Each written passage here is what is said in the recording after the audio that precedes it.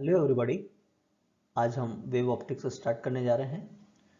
Wave optics को हमें start करना होगा हाइगन्स प्रिंसिपल से। तो चलिए समझते हैं हाइगन प्रिंसिपल होता क्या है।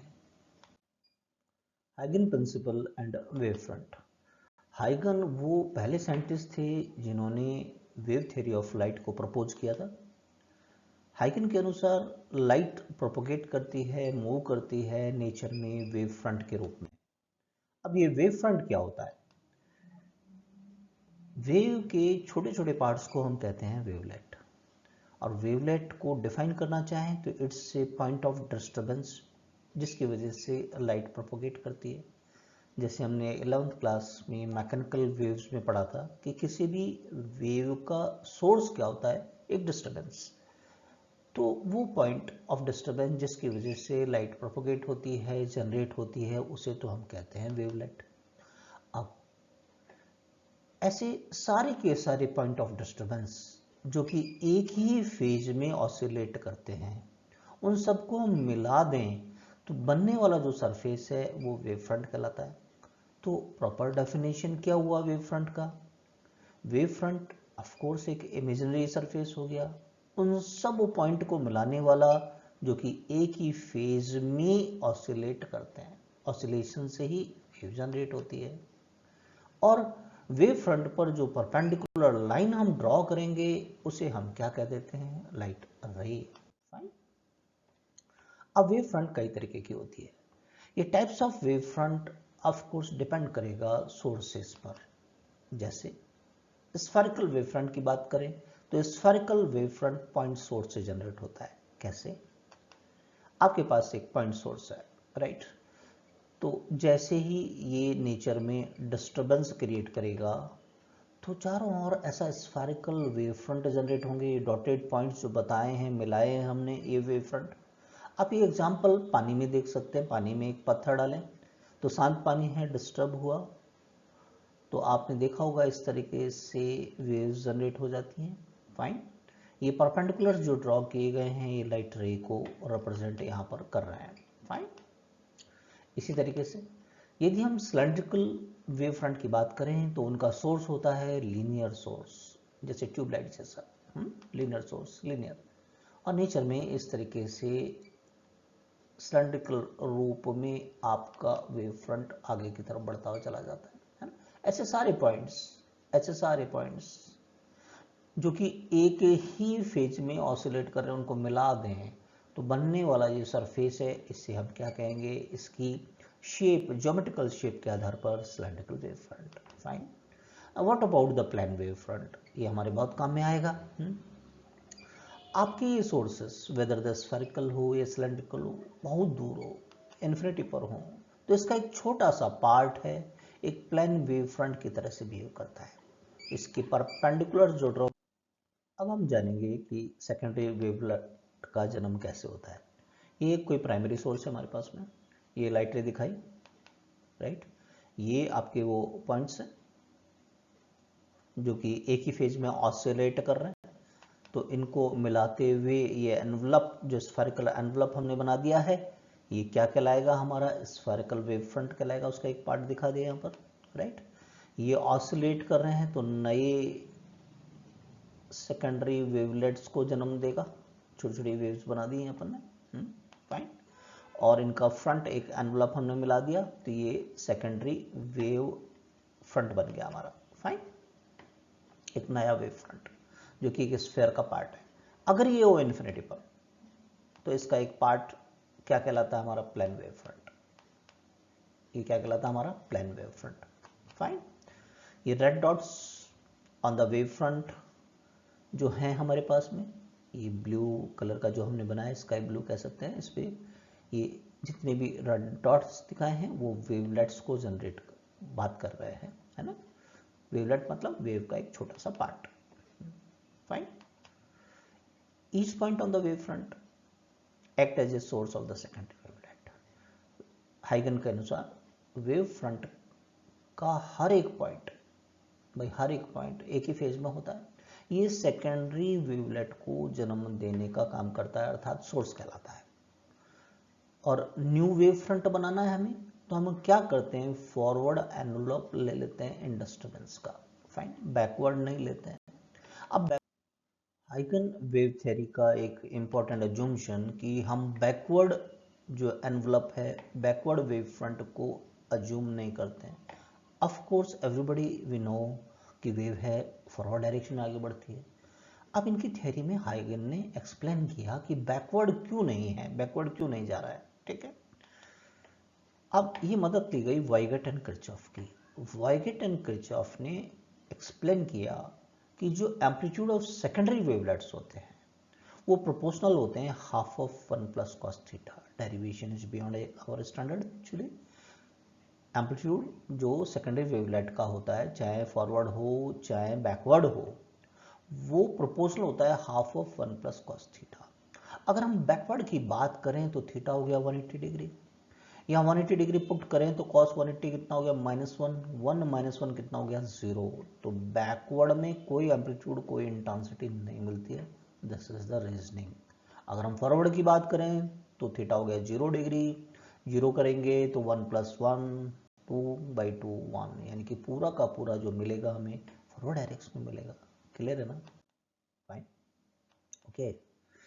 एक एग्जांपल ले लेते हैं कि ये वेव कैसे आगे की ओर बढ़ती हैं। जस्ट अज्यूम कीजिए एक पिन होल, एक छोटा सा उसे हम एक पॉइंट सोर्स की तरह से ये बात करेंगे।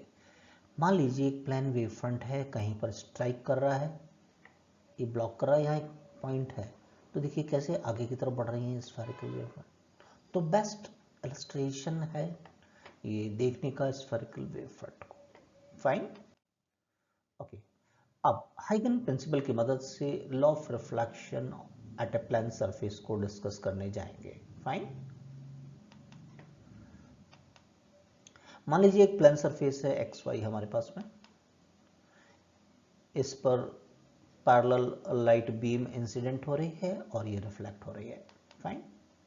ए भी एक प्लेन वेव फ्रंट हो गया और ये जो परपेंडिकुलर्स हैं ये लाइट रे को रिप्रेजेंट कर रहे हैं, फाइन।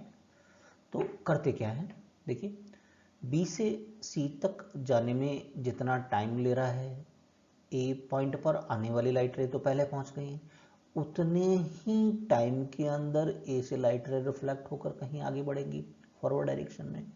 बी से सी तक का जितना भी टाइम लगा है, फाइन, बी से सी तक का जितना भी टाइम लगा है multiply by the velocity of light, उतना डिस्टेंस ये ट्रेवल करेगा। तो हम करते क्या हैं, ए पर कंपास का पॉइंट रखते हैं, c इंटू टी, सी क्या है वेलोसिटी ऑफ लाइट, टी क्या है टाइम, एक आर्क प्लॉट कर देते हैं और c से इसके सरफेस पर एक टेंजेंट प्लॉट कर देते हैं, राइट। तो ये reflected wave front C D हमको मिल जाता है, फाइन, ओके। ये ए और सी पर नॉर्मल प्लॉट करके दिखा दिया। ये एंगल ऑफ इंसिडेंस हो गया हमारा और ये हो गया हमारे पास angle of reflection, fine, okay. अब ज्योमेट्री ऑफ द फिगर देख लें जो कि हमारे काम में आएगा प्रूफ करने के लिए कि अगर ये एंगल आई है तो दिस इज ऑल्सो आई। कैसे, एक इम्पॉर्टेंट टेक्निक हम कई बार बताया है, कई लेक्चर्स में हमने बताया है, फिजिक्स के ऑलमोस्ट हर चैप्टर में काम में आता है। अब देखिएगा अगर कोई एंगल थीटा है तो उसकी आर्म्स पर जो परपेंडिकुलर प्लॉट करें आप, तो उन परपेंडिकुलर के बीच का भी एंगल थीटा ही होता है। यहाँ पर इस बात को देखें कि देखिए इस नॉर्मल के साथ में ये आई है, अब ये दो आर्म्स हो गई, ये दो आर्म्स, इन आर्म्स पर कोई भी दो परपेंडिकुलर आप देखेंगे उनके बीच का भी एंगल इसी के बराबर होगा। तो देखिए इस पर बात करते हैं तो ये परपेंडिकुलर है आपका ए बी, यस और no.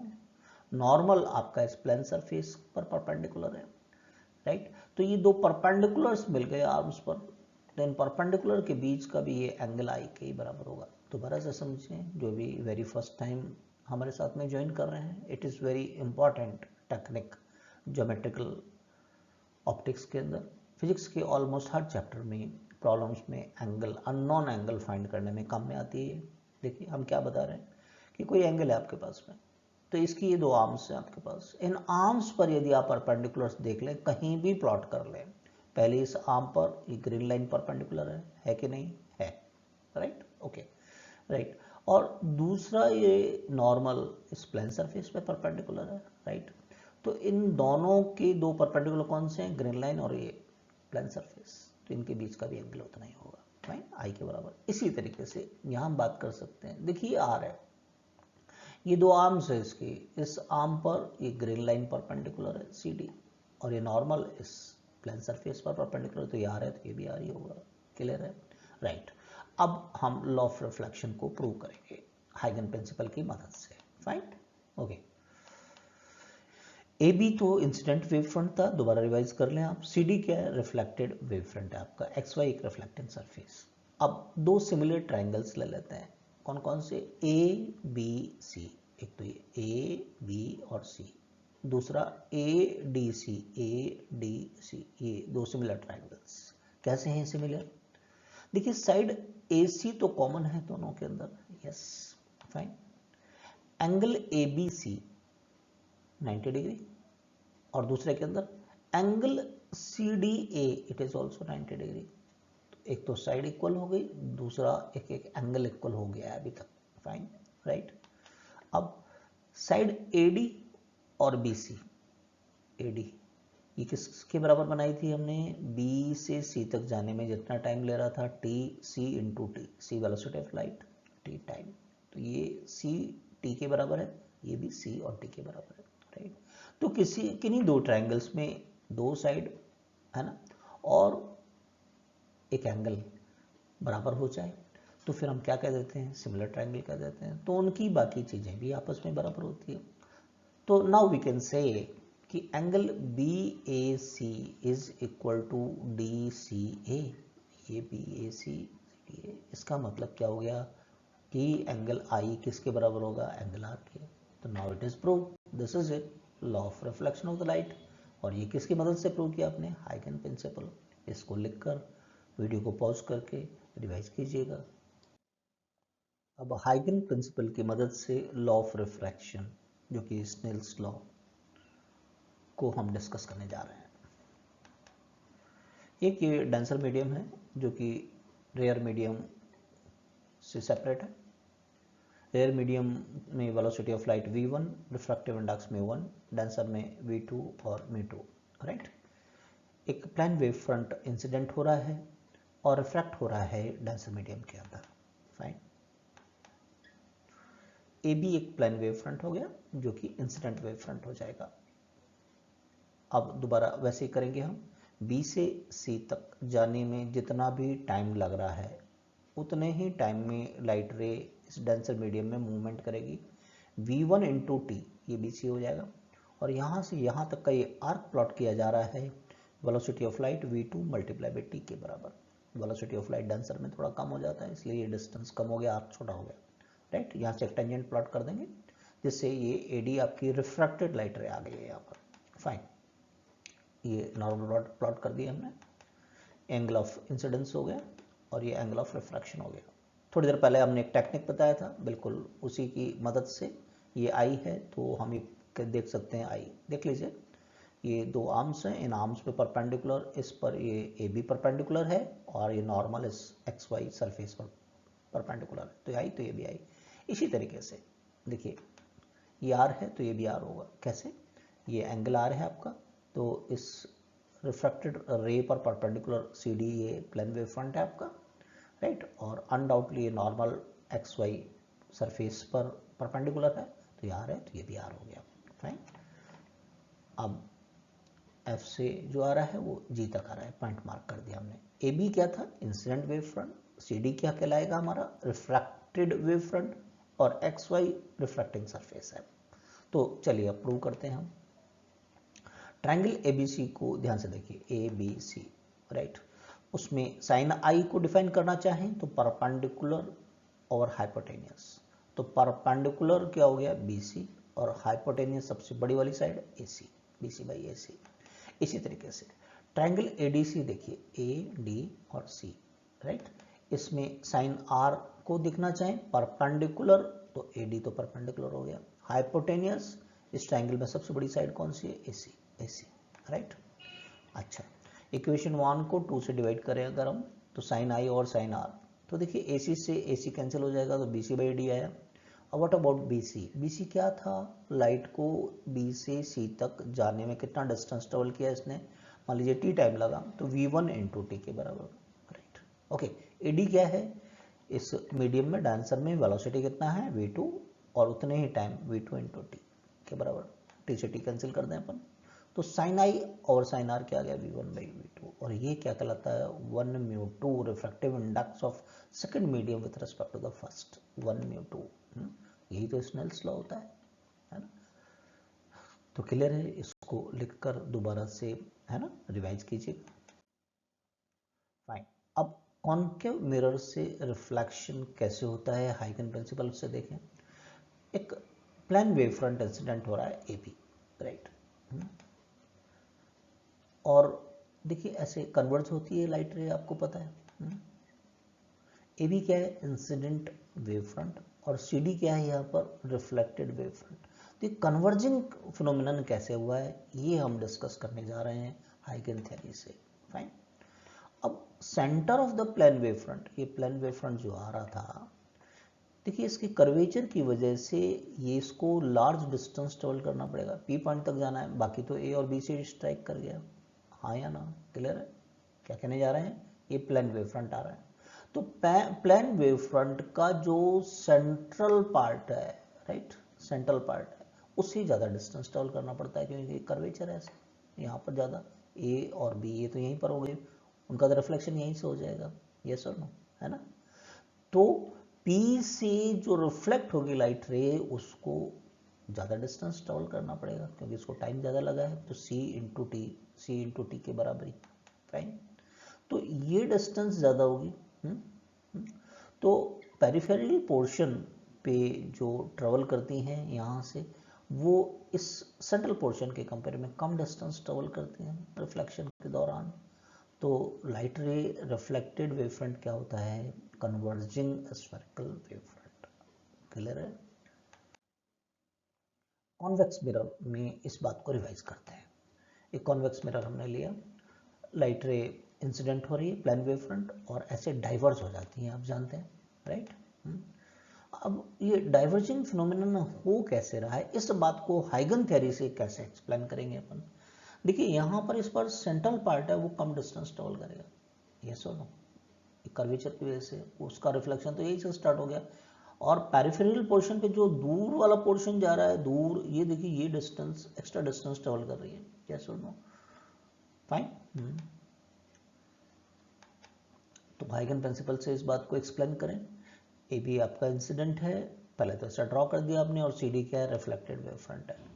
Central wave front A B has to travel the small distance undoubtedly, ये चीज़ क्लियर है आपको, ये वाली डिस्टेंस कम होगी, ठीक है, एक्सट्रीम पोर्शन के कंपेयर में। तो सेंट्रल जो पोर्शन है वो तो कम डिस्टेंस ट्रेवल करेगा, और बाकी करेंगे लार्ज डिस्टेंस, ये डिस्टेंस लार्ज डिस्टेंस ट्रेवल करेंगे। तो लार्ज डिस्टेंस इनके कंपेयर में, लार्ज डिस्टेंस तो ये क्या होंगे? डाइवर्जिंग नेचर हो गई ये तो, है ना? तो reflected wave from diverging nature हो गई, किसकी वजह से? कॉन्वेक्स मिरर की वजह से। फाइन। कॉन्वेक्स लेंस से देखिए रिफ्रैक्शन, एक लेंस बनाया हमने, आप बहुत अच्छे से जानते हैं कि प्लेन वेव फ्रंट जब इंसिडेंट होता है तो ऐसे लाइट रे को कन्वर्ज करता है। यहाँ पर ए बी कहलाएगा आपका इंसिडेंट वेव फ्रंट, और सी डी कहलाएगा रिफ्रैक्टेड वेव फ्रंट। तो ये ऐसा कन्वर्ज क्यों हो रहा है, हाइगन थ्योरी से एक्सप्लेन करें इस बात को।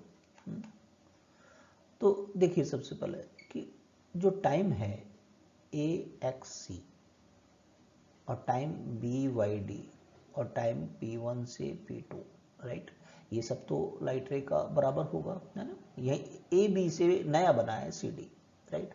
तो ए से सी पे पहुंचा, P1 से P2 पर पहुंचा वेव फ्रंट, बी से डी, राइट। Okay, time. अब टाइम क्या होता है? Distance by velocity. Velocity of course medium में चेंज हो जाती है। अब यदि हम एक्सट्रीम पोजीशन पे बात करें, तो डिस्टेंस कितना ट्रेवल किया है? ए एक्स प्लस एक्स सी, ये तो एयर में है, एक्सट्रीम में, है ना? इसी तरीके से B Y plus Y D divided by air की वेलोसिटी। फाइन। अब P1 से P2 में जो जा रहा है वो लेंस के मटेरियल में से होकर जा रहा है ना? तो distance P1 P2 divided by velocity in the lens. Clear है यहाँ तक? फाइन।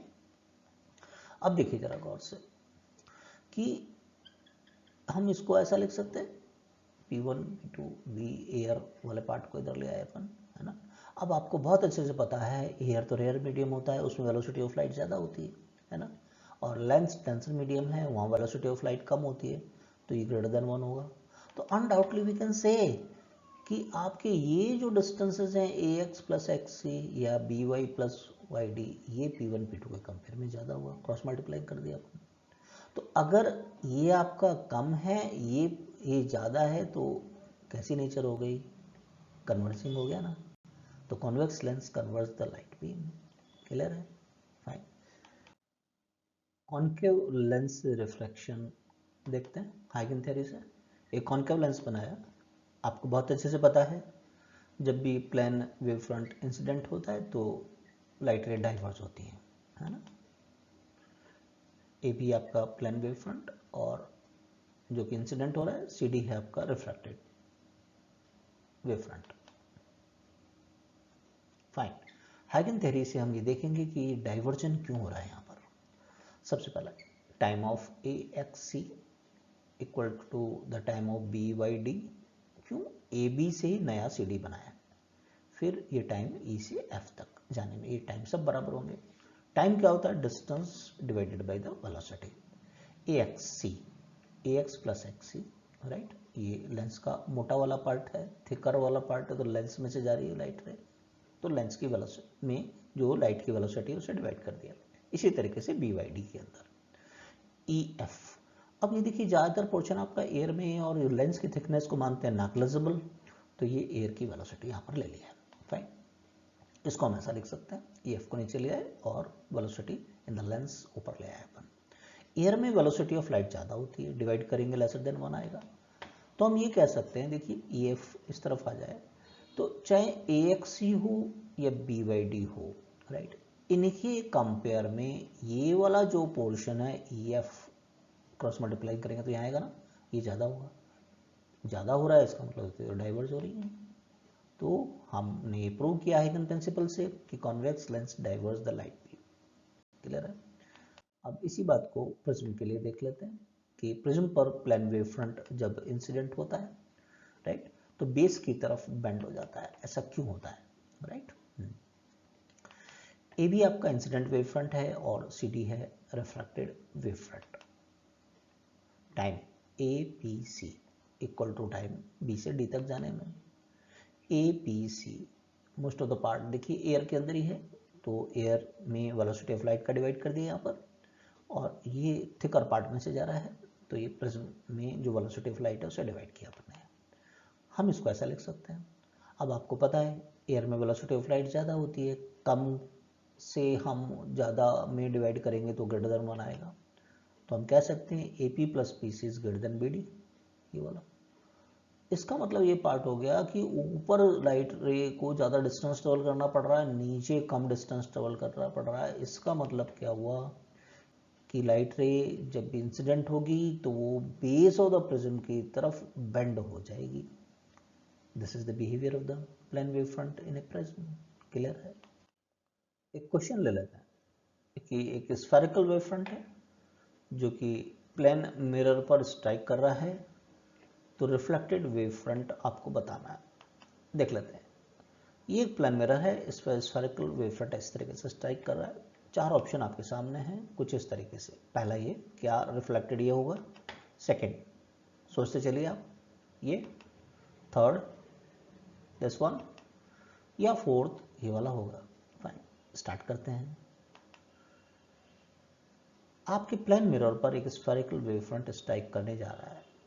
जो भी वेव फ्रंट होगा उस पर परपेंडिकुलर ड्रॉ करेंगे तो वो लाइट रे होता है। Perpendicular the wave front direction of रे बताता है, राइट। ये नॉर्मल प्लॉट कर दिया हमने, तो ये एंगल ऑफ इंसिडेंस हो गया। फिर हम बहुत अच्छे से जानते हैं लॉ ऑफ रिफ्लेक्शन से कि एंगल ऑफ इंसिडेंस इक्वल होता है एंगल ऑफ रिफ्लेक्शन के, तो जितना एंगल ऑफ इंसिडेंस है इतना ही एंगल ऑफ रिफ्रैक्शन होगा, राइट। तो ये तो लाइट रे हुई, तो इसके परपेंडिकुलर बनेंगे स्फेरिकल वेव फ्रंट। बात समझ में आ रही है? कौन सा नजर आ रहा है आपको, बताओ कौन सा करेक्ट होगा। कौन सा करेक्ट होगा? क्या ये थर्ड वन? यस, क्लियर है, फाइन। अब एक क्वेश्चन रिफ्रैक्शन से रिलेटेड ले लेते हैं कि हाइगन थ्योरी पर किस तरीके से क्वेश्चन बनता है। क्वेश्चन ये है कि एक प्लेन वेव फ्रंट इंसिडेंट हो रहा है एक सरफेस पर, जो कि μ1 और μ2√2 को अलग करने वाला सरफेस है और 45 डिग्री पर इंसिडेंट हो रहा है। फाइन। अब 4 ऑप्शंस हमारे सामने हैं।